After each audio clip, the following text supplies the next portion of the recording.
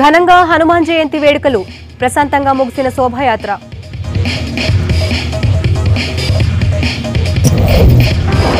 ORR toll gate రేట్లు పెంచిన HMDA అర్ధరాత్రి నుంచి అమల్లోకి కొత్త రేట్లు. సిటీపై మల్టీనేషనల్ కంపెనీలు ఫోకస్, కమర్షియల్ స్పేస్ కు పెరిగిన డిమాండ్. దూసుకుపోతున్న ప్యాకేజింగ్ ఇండస్ట్రీ ఏటా 7 నుంచి 8% పెరుగుదల.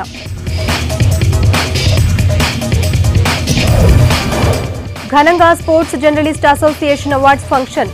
ముఖ్య అతిథిగా హాజరైన హెచ్సీఏ ప్రెసిడెంట్ వివేక్ వెంకటస్వామి. సిటీలో హనుమాన్ జయంతి వేడుకలు ఘనంగా జరిగాయి. హనుమాన్ జయంతి ఉత్సవాల్లో భాగంగా వీర హనుమాన్ శోభాయాత్ర కన్నుల పండుగగా జరిగింది. వేలల్లో తరలివచ్చిన భక్తులతో నగర వీధులన్నీ కిక్కిరిశాయి. దారి పొడవునా జై శ్రీరామ్ జై హనుమాన్ నినాదాలు మార్మోగాయి. గౌలీగూడలో మొదలైన శోభాయాత్ర తాడ్బంద్ వరకు ప్రశాంతంగా సాగింది. హనుమాన్ జయంతితో సిటీకి కొత్త శోభొచ్చింది. వీర హనుమాన్ శోభాయాత్ర వైభవంగా సాగింది. వేలల్లో తరలివచ్చిన భక్తులతో నగర వీధులు కిక్కిరిశాయి. దారి పొడవునా జై శ్రీరామ్ జై హనుమాన్ నినాదాలతో భక్తులు హోరెత్తించారు. గౌలీగూడ రామమందిరంలో ప్రత్యేక పూజల తర్వాత వీర హనుమాన్ శోభాయాత్ర ప్రారంభమైంది. ఇందులో సౌండ్ సిస్టమ్స్ కి అనుమతి లేదని పోలీసులు చెప్పారు. దీంతో పోలీసులు బజరంగ్ దళ్ కార్యకర్తల మధ్య వాగ్వాదం జరిగింది. దీంతో గౌలీగూడ రామమందిర్ దగ్గర భారీగా పోలీసులు మోహరించారు. బజరంగ్ దళ్ కార్యకర్తలకు పోలీసులు నచ్చజెప్పడంతో గొడవ సద్దుమణిగింది. ఆ తర్వాత శోభాయాత్ర సాఫీగా సాగింది. శోభాయాత్రలో పాల్గొన్న బజరంగ్ దళ్ జాతీయ ఉపాధ్యక్షుడు సోహన్జీ సోలంకి సంచలన కామెంట్స్ చేశారు. కుహానా సెక్యులరిస్టులతో దేశం ముక్కలైంది, హిందూ వ్యతిరేకులను ఏరివేస్తామన్నారు. అయోధ్యలో రామమందిరం నిర్మించి తీరుతామని చెప్పారు. బెంగాల్, కేరళ, కశ్మీర్లో హిందూవాదులపై అణచివేత జరుగుతోందన్నారు.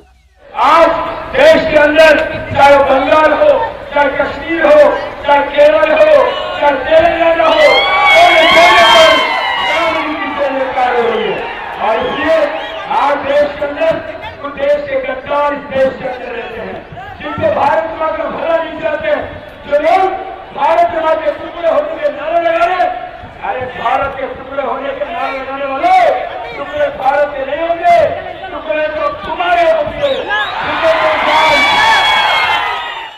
శోభయాత్రలో భక్తులు భారీగా పాల్గొన్నారు. కాషాయ జెండాలతో అన్ని ప్రాంతాల్లో ర్యాలీలు తీశారు. బైక్లతో వచ్చిన భక్తులు హనుమాన్ శోభాయాత్రలో పాల్గొన్నారు. ఆంజనేయ స్వామి అంటే ఆయన విజయానికి గుర్తండి. ఆయన యొక్క విజయాన్ని మనం విజయపరంగా మా విద్యార్థులు కానీ మన ప్రజలందరూ కూడా ఒక వీరత్వంగా తీసుకోవాలండి, ఒక గుర్తుగా ముందుకెళ్ళాలండి. ఖచ్చితంగా చాలా ఇలాంటి మంచి చేయాలి. నేను నా కళ్ళ విందుగా చూడడం ఇదే మొట్టమొదటిసారి. ఈ హైదరాబాద్ వచ్చి నుండి ఇంత పెద్ద ర్యాలీ ఈ భక్తజన సంద్రోహంలో నేను ఎప్పుడు కూడా చూడలేదు. నా కళ్ళ విందుగా నా కళ్ళతోటి బ్రహ్మాండంగా ఈ ర్యాలీని చూశాను. ఈ మన హిందూ సాంప్రదాయం అయితే ఏదైతుందో మనం హనుమాన్ జయంతి జరుపుకుంటాం. ఈ హనుమాన్ జయంతి ఎందుకు జరుపుకుంటామంటే హనుమంతుడు ఏ విధంగా అయితే తన ఇంద్రియాలని కంట్రోల్లో పెట్టుకున్నాడో మన విద్యార్థి దశ కూడా తన ఇంద్రియాలని కంట్రోల్లో పెట్టుకొని తన జీవితాన్ని ఒక సుఖ సంతోషాలతోటి గడపాలని ఈ విధంగా చూపించారు. యాత్ర సందర్భంగా పోలీసులు సిటీలో భారీ బందోబస్తు ఏర్పాటు చేశారు. సీసీ కెమెరాలను కమాండ్ కంట్రోల్ రూమ్ కు లింకేజ్ చేశారు. గౌలీగూడ నుంచి తాడ్బంద్ హనుమాన్ దేవాలయానికి వెళ్లే మార్గాల్లో ట్రాఫిక్ ఆంక్షలు విధించారు. అయినా కొన్ని చోట్ల ట్రాఫిక్ ఇబ్బందులు తప్పలేదు. యాత్ర ప్రశాంతంగా ముగియడంతో పోలీసులు ఊపిరి పీల్చుకున్నారు. కర్మన్ ఘాట్ ఏరియా నుంచి ఈ ప్రొసెషన్ స్టార్ట్ అయింది. ఈ 21-22 కిలోమీటర్స్ రూట్ లో పోలీస్ డిపార్ట్మెంట్ తరఫు నుంచి 400+ కెమెరాస్ ఉన్నాయి. మొత్తం కెమెరా ఈ సీసీటీవీ కెమెరాకి కనెక్షన్ ఇక్కడ కమాండ్ అండ్ కంట్రోల్ రూమ్ లో ఉంది. Everything is peaceful. మరోవైపు హనుమాన్ జయంతి వేడుకలు సిటీలో ఘనంగా జరిగాయి. సికింద్రాబాద్ తాడ్బంద్ హనుమాన్ ఆలయానికి ఉదయం నుంచే భక్తులు పోటెత్తారు. ఉదయం 5ంటికే పూజలు ప్రారంభించిన అర్చకులు స్వామివారికి అభిషేకం, అర్చన చేశారు. ఆలయాన్ని పళ్లు, పూలతో అందంగా అలంకరించారు నిర్వాహకులు. ఈ రోజు చాలా ఇక్కడ ఉన్నందుకు చాలా సంతోషంగా ఉందంటే ఈ శోభాయమానంగా ఉంది మొత్తం ఇక్కడ. సో చాలా బాగుంది, పవిత్రత అయిన దినం ఈ రోజు. సో ఈ రోజు మనం ఎంత గుడికి వస్తే మనం అంత పుణ్యం సంపాదించుకున్నట్లు లెక్క అన్నమాట. సనత్ నగర్ స్వయంభూ ఆంజనేయ స్వామి ఆలయంలోనూ హనుమాన్ జయంతి వేడుకలు ఘనంగా జరిగాయి. భక్తులు ఉదయం నుంచి స్వామి దర్శనానికి తరలివచ్చి ప్రత్యేక పూజలు చేశారు. ఔటర్ రింగ్ రోడ్డుపై టోల్ గేట్ రేట్లను పెంచింది హెచ్ఎండీఏ. ఈ అర్ధరాత్రి నుంచి కొత్త రేట్లు అమల్లోకి వస్తాయి. నేషనల్ హైవే పాలసీలో భాగంగా ధరలను పెంచుతూ ఉత్తర్వులిచ్చారు హెచ్ఎండీఏ అధికారులు. వాహనాన్ని బట్టి ప్రతి కిలోమీటర్కు 30 పైసల నుంచి ₹30 పెంచారు. కారు, జీపు, వ్యాన్లకు ప్రతి కిలోమీటరుకు ₹57 నుంచి ₹73 పెంచారు. మినీ బస్సులకు ₹2.53 నుంచి ₹2.80 పెంచారు. వీటితో పాటు ఇతర భారీ వాహనాలకు ప్రతి కిలోమీటర్కు ₹10.12 నుంచి ₹11.18 పెంచుతూ నిర్ణయం తీసుకున్నారు. వెంటనే ఔటర్ రింగ్ రోడ్డుపై టోల్ రేట్ల ధరల బోర్డులను మార్చాలని ఆదేశించారు.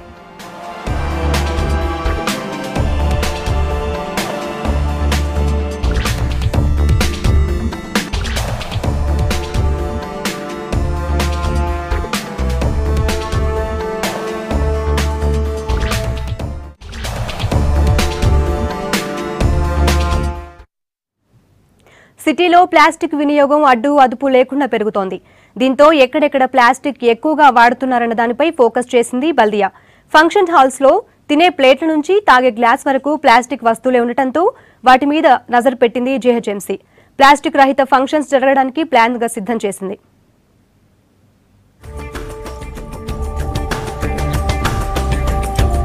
సిటీలో ప్లాస్టిక్ వినియోగం తగ్గించడానికి హరిత ఉత్సవాల పేరుతో సదస్సులు నిర్వహించనుంది బల్దియా. ప్లాస్టిక్ వాడకం ఫంక్షన్ హాల్స్ లోనే ఎక్కువగా ఉండటంతో నిర్వాహకులకు అవగాహన సదస్సులు ఏర్పాటు చేయాలని చూస్తోంది.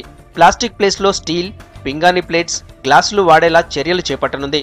అంతేకాదు ప్లాస్టిక్ వాడని వారికి బహుమతులు కూడా ఇవ్వాలనే ఆలోచన చేస్తోంది బల్దియా.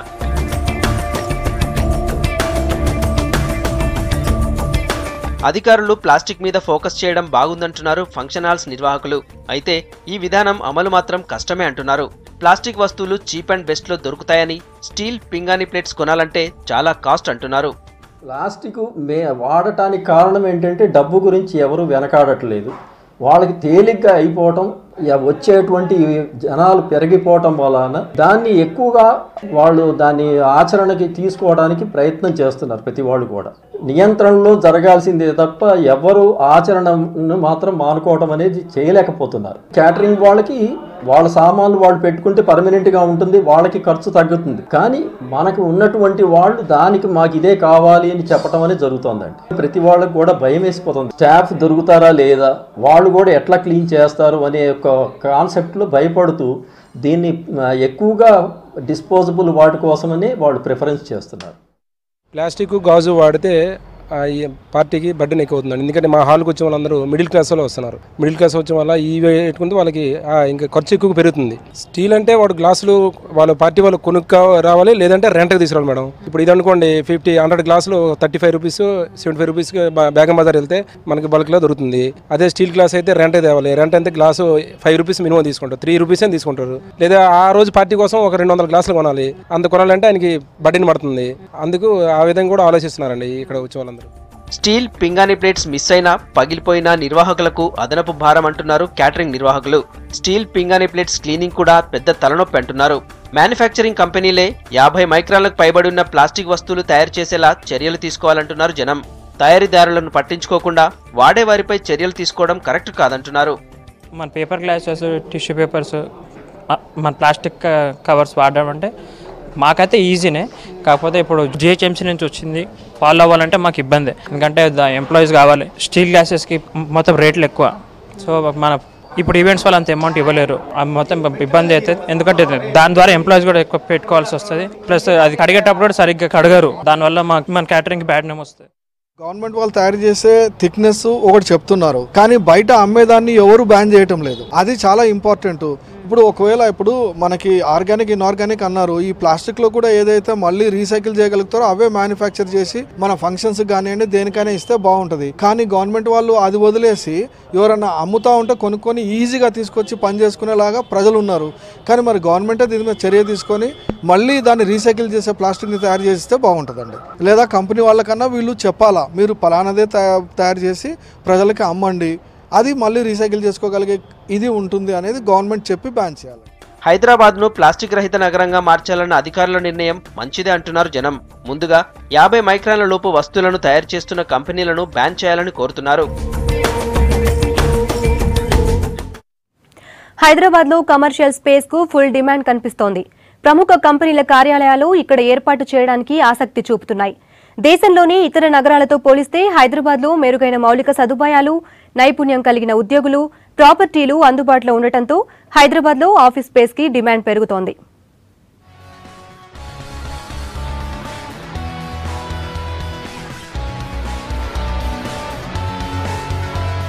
ఐటీ, ఫార్మా, బ్యాంకింగ్, తయారీ రంగాలకు చెందిన మల్టీనేషనల్ కంపెనీలు హైదరాబాద్పై ఫోకస్ పెట్టాయి. దేశంలో అత్యంత అనుకూలమైన భౌగోళిక పరిస్థితులకు తోడు కాస్మోపాలిటన్ కల్చర్ ఉండటంతో హైదరాబాద్లో తమ వ్యాపార లావాదేవీల కోసం ఆఫీసులు ఓపెన్ చేస్తున్నాయి. కమర్షియల్ స్పేస్ కి డిమాండ్ రోజురోజుకి పెరిగిపోతోంది. Real estate consulting agency Knight Frank report ప్రకారం గత 6 నెలల్లో రికార్డు స్థాయిలో 31 లక్షల చదరపు అడుగుల ఆఫీస్ స్పేస్ను కంపెనీలు అద్దెకు తీసుకున్నాయి.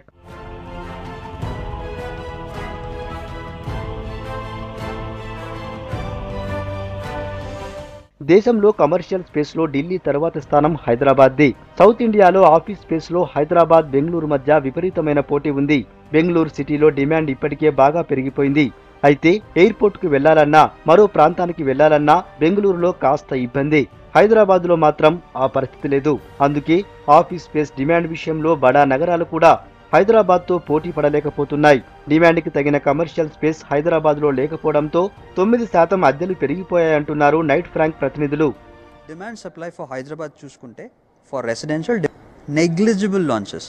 సో దానివలన కస్టమర్స్కి చాయిస్ లేకపోయింది. న్యూ ప్రాజెక్ట్స్ అండ్ ఉన్న ప్రాజెక్ట్స్లో సేల్స్ అయ్యాయి, మాత్రం వరకు ఇంప్రూవ్ అయింది.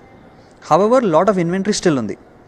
అవన్నీ క్లియర్ అయ్యాక అట్లీస్ట్ ఒక 5 quarters పడుతుంది. So we feel that price increase కావచ్చు, కానీ it is still controllable, manageable right now from a buyer's perspective. Developers want to increase the price. At the same time builders అందరూ they are waiting for RERA authority to be established. అది చేస్తే వాళ్ళ ఎన్నో projects ఉన్నాయి launch చేయడానికి. So they are ready to launch more. Overall because demand ఎక్కువ ఉండే, supply చాలా తక్కువ ఉండే, 10% వరకు ఇంక్రీజ్ అయింది rentals. So we are seeing 60-65 rupees per square feet in Madhapur, but 50-55 rupees per square feet per month in Gachibowli, 30-35 rupees at Uppal side. Hyderabad IT కారిడార్లో office space కి demand అనూహ్యంగా పెరుగుతోందంటున్నారు నిపుణులు. ఐటీ, బీపీఓ ఆధారిత కంపెనీలు కూడా సిటీకి క్యూ కడుతున్నాయి. గచ్చిబౌలి, హైటెక్ సిటీ ప్రాంతాల్లో ఐటీ కంపెనీలు ఆఫీస్ స్పేస్ కోసం వెయిట్ చేస్తున్నాయి. సిటీలో స్క్వేర్ ఫీట్ రెంట్ గతంలో 28 రూపాయలు ఉండగా ఇప్పుడు 32 రూపాయలకు పెరిగింది. హైదరాబాద్లో ఇప్పుడు ఐటీ స్పేస్కి చాలా డిమాండ్ ఉంది ఇప్పుడు. ఎందుకంటే ఇప్పుడున్న గత 2-3 సంవత్సరాల నుంచి పొలిటికల్ స్టెబిలిటీతోని ప్లస్ అట్మాస్ఫియర్ ఏదైతుందో చాలా బిజినెస్ ఫ్రెండ్లీగా ఉంది ఇప్పుడు. అందుకే మనకు చాలా ఐటీ కంపెనీస్ మళ్ళీ తిరిగి రావడము చూస్తున్నాం ఇప్పుడు. సో కొత్తలో 1-2 కంపెనీల నుంచి ఇప్పుడు ఒక వరదలాగా రావడం చూస్తున్నాం ఇప్పుడు. రాబోయే కాలంలో కూడా ఏ గ్రేడ్ ఐటీ స్పేస్, అంటే ఏ గ్రేడ్ ఐటీ స్పేస్ తీసుకోవడం ఓన్లీ బిగ్ ఐటీ కంపెనీస్ తీసుకుంటాయి. ఆ ఏ గ్రేడ్ ఐటీ స్పేస్ చాలా పెద్ద ఎత్తున ఆక్యుపేషన్ జరగడం అనేది చూస్తున్నాం. గచ్చిబౌలి, హైటెక్ సిటీ, వెస్టర్న్ కారిడార్లో ఎక్కువ కనిపిస్తాయి A grade IT spaces. IT రంగానికి చాలా popular area Hitech City, Gachibowli, financial district అట్లా చాలా కనిపిస్తున్నాయి ఇక్కడ రాయదుర్గంలో కూడా. Banjara Hills, Jubilee Hills, Panjagutta లాంటి సెంట్రల్ సిటీ ఏరియాల్లో రియల్ ఎస్టేట్, బ్యాంకింగ్, ఇన్సూరెన్స్ కు సంబంధించి కమర్షియల్ స్పేస్ కి డిమాండ్ పెరుగుతుందంటున్నారు బిల్డర్స్. గతంలో ఖాళీగా ఉన్న కమర్షియల్ స్పేసెస్ అన్ని ఫిల్ అయిపోయాయంటున్నారు. హైటెక్ సిటీ, గచ్చిబౌలి లాంటి ప్రాంతాల్లో ఆఫీస్ స్పేస్ కావాల్సిన కంపెనీలు బిల్డర్స్ తో మాట్లాడి కన్స్ట్రక్షన్ సమయంలోనే బుక్ చేసుకుంటున్నాయని చెబుతున్నారు. బంజారా హిల్స్ సిటీ సెంటర్లో కూడా గత 4-5 సంవత్సరాల నుంచి కొద్దిగా సర్దుమణిన రీటైల్ స్పేసెస్, అంటే సూపర్ మార్కెట్స్ కనుక్కోవడం, small offices, insurance office, banks, అది కూడా చాలా ఖాళీలకు చూసాం మనం. అది కూడా అన్నీ ఫిల్ అవుతున్నాయి. సో ఇన్సూరెన్స్ రంగంలో కానీ, బ్యాంక్స్ కానివ్వండి, సూపర్ మార్కెట్స్ కానివ్వండి, రీటైల్ రంగంలో కానివ్వండి, అవన్నీ కూడా మనం అన్ని స్పేసెస్ బంజారా హిల్స్ ఏరియాలో, సిటీ సెంటర్ ఏరియాలో మనం ఏమంటారంటే సెంట్రల్ బిజినెస్ డిస్ట్రిక్ట్ అంటాం. అంటే సిటీ సెంటర్ ఏరియాస్ కూడా బాగా ఆక్యుపెన్సీ చూడడం జరుగుతుంది. సో ఇది ఓవరాల్గా ఒక మంచి హెల్దీ గ్రోత్ కనిపిస్తుంది. హైటెక్ సిటీ, మాదాపూర్ ఇప్పటికే ప్యాక్ అయిపోయినా గచ్చిబౌలి, నానక్రామ్గూడ లాంటి ఏరియాల్లో మరో 5 ఏళ్ల వరకు ఎంతమంది పెట్టుబడి పెట్టినా కావలసినంత స్పేస్ ఉందనేది నిపుణుల మాట. ఐటీ సిటీస్ గా బెంగళూరు, నోయిడా, గుర్గావ్, పూణేలకు పేరున్నా మంచి ఇన్ఫ్రాస్ట్రక్చర్, అందుబాటు ధరలు హైదరాబాద్ క్రేజును పెంచుతున్నాయి.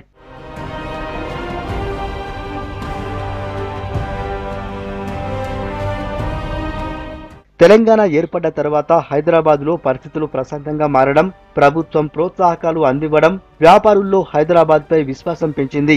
కొత్త పెట్టుబడులు పెరగడమే కాదు, ఇప్పటికే ఉన్న సంస్థలు విస్తరణ బాట పడుతున్నాయి. ఇండియాలో ఆఫీస్ లీజింగ్లో ప్రస్తుతం 12% వాటా హైదరాబాద్దే. కమర్షియల్ స్పేస్లో హైదరాబాద్కు గ్రేడ్ ఏ రేటింగ్ ఉంది. సిటీలో సెకండ్ హ్యాండ్ బుక్స్ కి రోజు రోజుకి గిరాకీ పెరుగుతూనే ఉంది. కేజీ నుంచి పీజీ వరకు కావాల్సిన బుక్స్ అన్ని సెకండ్ హ్యాండ్ లో దొరుకుతున్నాయి. జనరల్ నాలెడ్జ్ నుంచి పోటీ పరీక్షలకు సంబంధించిన అన్ని రకాల బుక్స్ ఉండటంతో జనం వీటిని కొనేందుకు ఎక్కువ ఇంట్రెస్ట్ చూపిస్తున్నారు.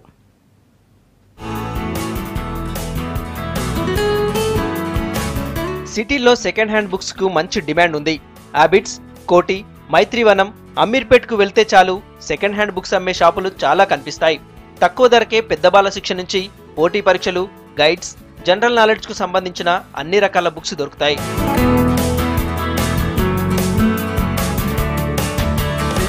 సెకండ్ హ్యాండ్ బుక్స్ కి మంచి గిరాకీ ఉందంటున్నారు వ్యాపారులు. కొత్త బుక్స్ కంటే 50% తక్కువ ధరకే వస్తుండటంతో స్టూడెంట్స్ వీటిని కొనేందుకు ఇంట్రెస్ట్ చూపిస్తున్నారు. ఆన్లైన్లో కూడా సెకండ్ హ్యాండ్ బుక్స్ దొరుకుతున్నాయి అంటున్నారు. అయితే ఆన్లైన్లో డిస్కౌంట్ ఉండదని, ఒకవేళ పుస్తకాన్ని బుక్ చేసినా చేతికి రావడానికి టైం పడుతుందంటున్నారు. కొత్త పాతే ప్రతి ఐటమ్ ఉంటుంది మా దగ్గర, ప్రతి బుక్ ఉంటుంది. New books, second hand books, first hand మొత్తం ఉంటుంది. ఇంకా న్యూ బుక్స్ కి కొంచెం 10 - 40% దాకా డిస్కౌంట్ ఉంటుంది. ఇంకా ఆన్లైన్ లో గిటా ఉంది మాది. ఆన్లైన్ తోటి లింక్ ఉంది. ఇక అమెజాన్, ఫ్లిప్కార్ట్ లో గిటా పంపిస్తాం మేము బుక్స్. మా దగ్గర ఇంటర్కి వెళ్ళి మొత్తం ఇంజనీరింగ్, మెడికల్, డెంటల్, ఫార్మసీ ప్రతి బుక్స్ ఉంటుంది. ఇంకోటి కాంపిటేటివ్ బుక్స్ అయితే ఎక్కువ నడుస్తుంది. ఇక్కడ ప్రతి కాంపిటేటివ్ ఎగ్జామ్స్, టీఎస్పీఎస్సీ, ఇంకోటి ఏపీపీఎస్సీ రిలేటెడ్ ప్రతి బుక్ ఉంటుంది మన దగ్గర. English medium, Telugu medium both. Second hand books తో చాలా లాభాలు ఉన్నాయంటున్నారు స్టూడెంట్స్. పాత పుస్తకాలైతే ముందు చదివిన వారు ఇంపార్టెంట్ ప్రశ్నలు, పాయింట్స్ మార్క్ చేస్తారని చెప్తున్నారు. పైగా కొత్త బుక్స్ కు పెట్టే ఖర్చులో సగంతో సెకండ్ హ్యాండ్ బుక్స్ వస్తాయంటున్నారు. నేనైతే I prefer old books because like we use a book for 1 year only. 1 year కోసం like buying a new book is of no use. In case if there is any author change అలాంటివి అయితే we can buy it. But old books అంటే okay, someone might have taken it important points note down చేస్తుంటారు, అన్ని చేస్తుంటారు కాబట్టి like that is helpful to us. We can save cost too. Like buying it new one is like no use ఎందుకంటే మనకి ప్రతి year rates పెరుగుతూనే ఉంటాయి. So old book is better. And when we come to Koti, we have many stores at Koti. Like manki chala books dorukutadi ikkada. Like there are different types of books, like different authors books. So we can immediately pick it off. And when we compare to online and this thing, like online it takes time, deliver avdaniki time padutundi. Ikkada we can come and pick it up. So ఇక్కడ second hand books వల్ల students చాలా useful ఉంటుంది. ఒక student education అయ్యాక books జనరల్గా use చేయం కాబట్టి so ఇలాగ సెకండ్ హ్యాండ్కి ఇస్తే నెక్స్ట్ ఇయర్ వచ్చే స్టూడెంట్స్కి యూజ్ అవుతుంది. ఒక విధంగా జనరల్గా మనకు ఆన్లైన్లో దొరికితే బయట కూడా దొరుకుతున్నాయి. బట్ బయట అయితే కొంచెం చీప్ రేట్కి దొరికితే నెక్స్ట్ స్టూడెంట్స్ కూడా యూజ్ అవుతుంది. ఒక ఇంపార్టెంట్ టాపిక్స్ కూడా చదివే ఇవి ఉంటాయి టాపిక్స్ వాళ్ళు. సెకండ్ హ్యాండ్ బుక్స్ కొనే ముందు జాగ్రత్తలు తీసుకోవాలంటున్నారు ఎక్స్పర్ట్స్. సిలబస్ చేంజ్ అయిన పుస్తకాలు ఉంటాయని వాటిని ఒకసారి చెక్ చేసుకోవాలని సూచిస్తున్నారు. మీడియా వాళ్ళు నిజానిజాలు తెలుసుకుని ఆర్టికల్స్ రాస్తే బాగుంటుందన్నారు హెచ్సీఏ ప్రెసిడెంట్ వివేక్ వెంకటస్వామి. సోమాజిగూడలోని పార్క్ హోటల్లో జరిగిన Telangana sports journalist association awards function కి ముఖ్య అతిథిగా హాజరయ్యారు. ట్రిపుల్ ఒలింపియన్ ముఖేష్ కుమార్ కు లైఫ్ టైమ్ అచీవ్మెంట్ అవార్డు అందజేశారు వివేక్ వెంకటస్వామి. ఈ కార్యక్రమాన్ని విశాఖ ఇండస్ట్రీస్ స్పాన్సర్ చేసింది.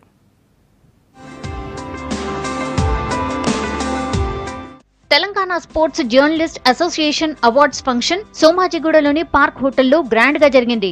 స్పోర్ట్స్ జర్నలిస్టులు నెగటివ్ అంశాలే కాకుండా పాజిటివ్ అంశాలు కూడా వెలికి తీయాలని సూచించారు HCA president Vivek Venkataswamy.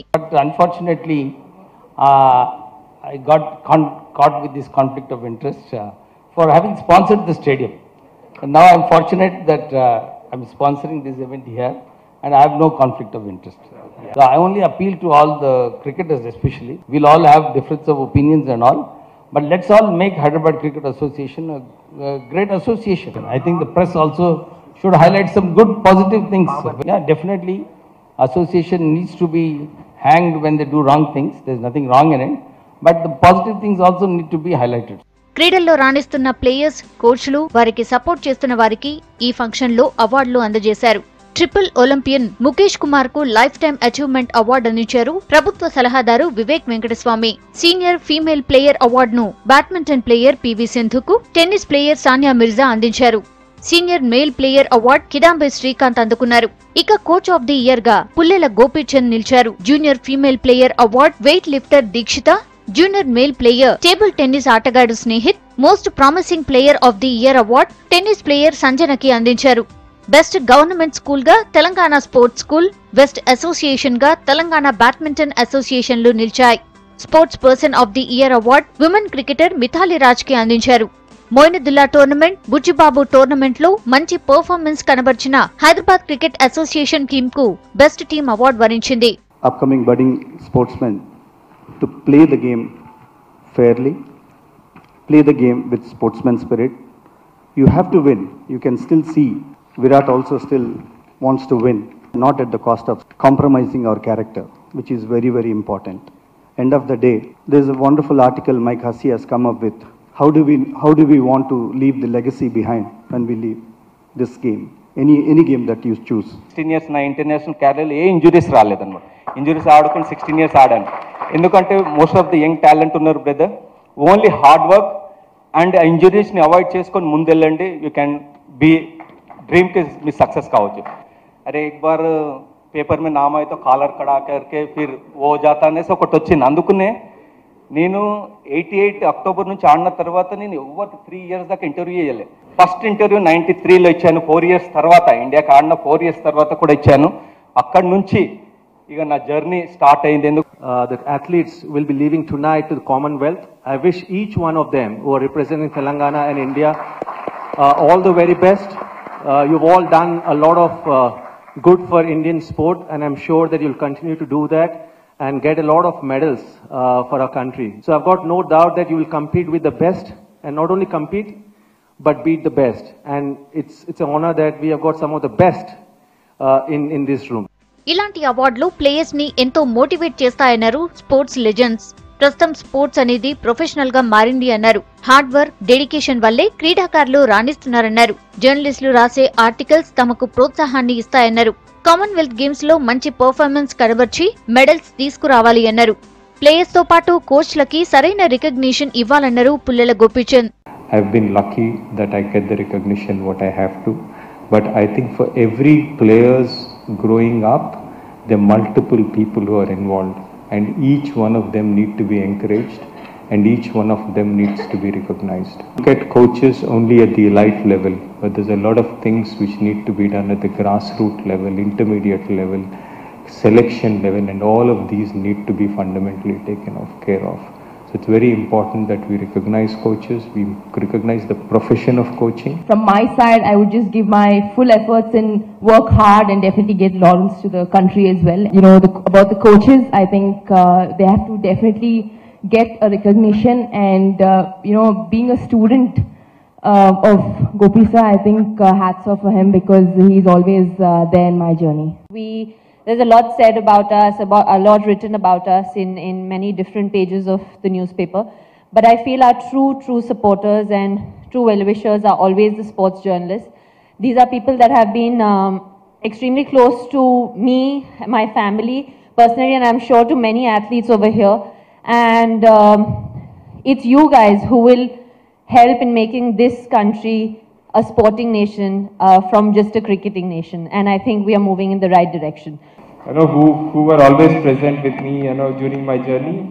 You know, it's just not last year, but every time. And you know, I'm really thankful to all of you, all the journalists, all the sports journalists. ప్రతి ఏటా ఉత్తమ క్రీడాకారులకి ఈ అవార్డ్స్ అందిస్తోంది తెలంగాణ స్పోర్ట్స్ జర్నలిస్ట్ అసోసియేషన్. దీనికి Visakha industries sponsor గా వ్యవహరిస్తోంది. ఏ వస్తువైనా వినియోగదారుడిని ఆకర్షించాలంటే ప్యాకింగే ప్రధానం. ఓ super మార్కెట్లో షాపింగ్ చేస్తున్న వ్యక్తి వస్తువులను సెలెక్ట్ చేసుకుంటున్నప్పుడు అతడిని ఆకర్షించేది అందమైన ప్యాకింగ్. ఒక్క మాటలో చెప్పాలంటే ఉత్పత్తైన ఏ వస్తువైనా విజయవంతం కావాలంటే ప్యాకింగే కీలకం. అందుకే ప్రపంచవ్యాప్తంగా ప్యాకేజింగ్ రంగం జెట్ స్పీడ్లో దూసుకుపోతోంది.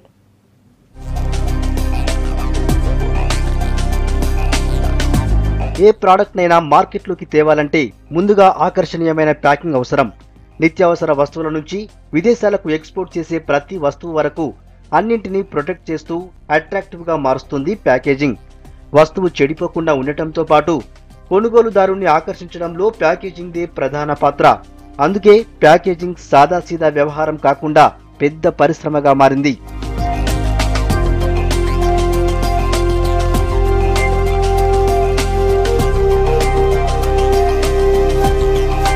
ప్యాకేజింగ్ రంగం ఇప్పుడు ప్రొఫెషనల్ గా రూపుదాల్చింది. ప్రస్తుతం ఈ ఇండస్ట్రీ విలువ ఇండియన్ మార్కెట్లో 2,40,000 కోట్ల పైమాటే. ప్రతి ఏడాది 7 నుంచి 8% గ్రోత్తో ముందుకెళ్తోంది.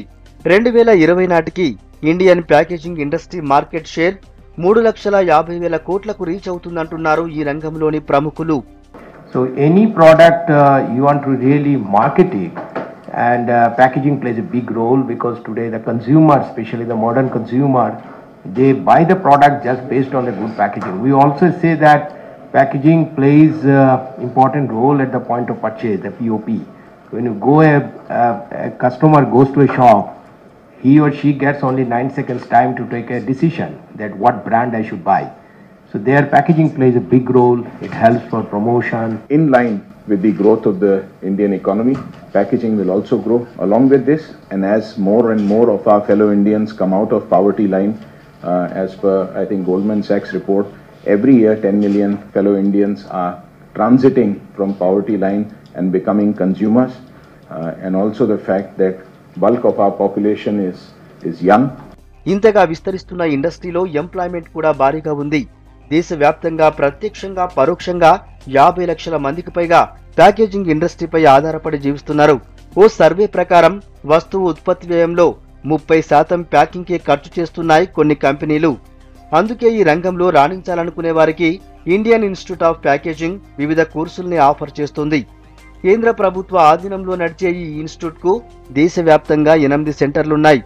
హైదరాబాద్ సనత్ నగర్ లో ఉన్న సెంటర్లో ప్రతి ఏడాది 200 మంది విద్యార్థులు 2 ఏళ్ల డిప్లొమా కోర్సు పూర్తి చేసుకుంటున్నారు.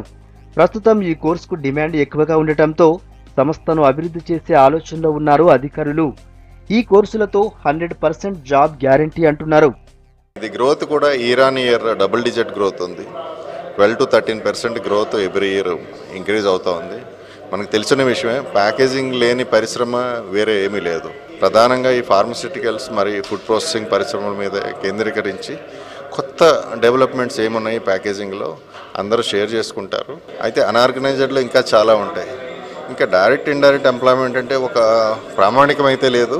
ఎంప్లాయ్మెంట్ క్రియేషన్ కూడా ప్యాకేజింగ్ చాలా పెద్ద అవకాశం అని చెప్పు. ప్యాకేజింగ్ ఇండస్ట్రీ రోజు రోజుకు విస్తరిస్తుండటంతో దేశీయంగా ప్యాకేజింగ్ చట్టం తీసుకొచ్చేందుకు సన్నాహాలు జరుగుతున్నాయి. ఫుడ్ ప్రొడక్ట్స్ కు సంబంధించిన ప్యాకేజింగ్ సేఫ్టీ ఎలా ఉండాలనే విషయంపై పూర్తి వివరాలు food safety standard authority of ఇండియాకు అందజేశామని తెలిపారు ఐఐపి డైరెక్టర్ ఎన్సి షా.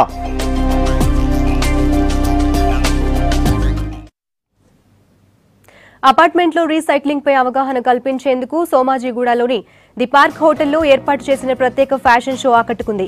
ఈ కార్యక్రమంలో నగరంలోని పలు అపార్ట్మెంట్లకు చెందిన మహిళలు పాల్గొని అవగాహన కల్పించారు.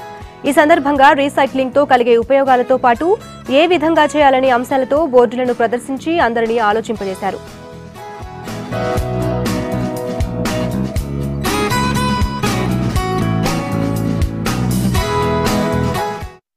Part of our program, we have actually thought of recycling and reusing the components.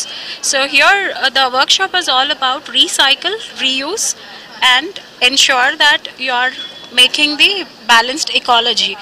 So the concept over here is composting. So basically we are actually throwing a lot of organic or decomposable waste. So segregation is one thing which government has already initiated.